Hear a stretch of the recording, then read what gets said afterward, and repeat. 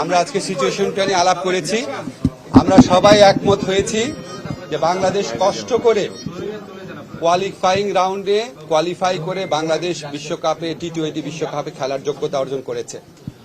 আমরা ক্রীড়া পাগল নেশন, আমরা ক্রিকেট ভক্ত নেশন, আমরা অবশ্যই খেলতে চাই, কিন্তু এটা আমাদের জাতির অবমাননার বিনিময়ে আমাদের ক্রিকেটার এবং আমাদের দর্শক, আমাদের সাংবাদিক, তাদের নিরাপত্তার বিনিময়ে, দেশের মর্যাদার বিনিময়ে আমরা বিশ্বকাপ ক্রিকেট খেলতে চাই না। আজকে আমরা আইসিসি থেকে যে চিঠিটা পেয়েছি, সেই চিঠিতে পড়ে আমাদের কাছে মনে হয়েছে ভারতে যে প্রচণ্ড একটা নিরাপত্তা ইস্যু তৈরি হয়েছে বাংলাদেশের ক্রিকেটারদের জন্য, সেটা তারা রিয়ালাইজ করতে সক্ষম হয় নাই। এবং আমার কাছে মনে হয়েছে এটা নিরাপত্তা ইস্যু শুধু না, এটা জাতীয় অবমাননা ইস্যু।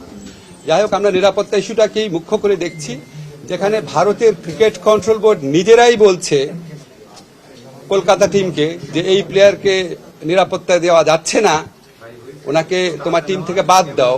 এটাই তো একটা ট্যাসিট রেকগনিশন যে ভারতে নিরাপদে খেলার মতো পরিস্থিতি নাই।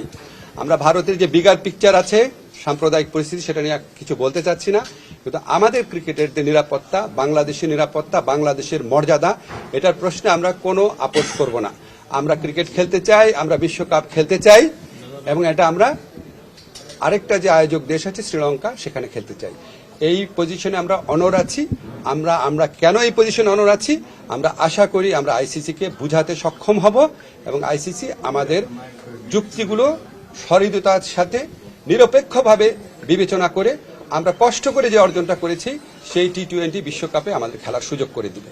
ধন্যবাদ।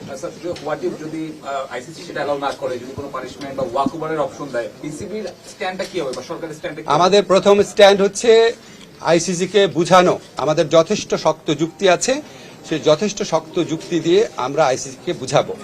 আমাদের স্ট্যান্ডের মূল নীতি হচ্ছে বাংলাদেশের নিরাপত্তা, বাংলাদেশের সম্মান আর বাংলাদেশের মর্যাদার প্রশ্নে আমরা আপোষ করব না, কিন্তু আমরা অবশ্যই ক্রিকেট বিশ্বকাপ খেলতে চাই।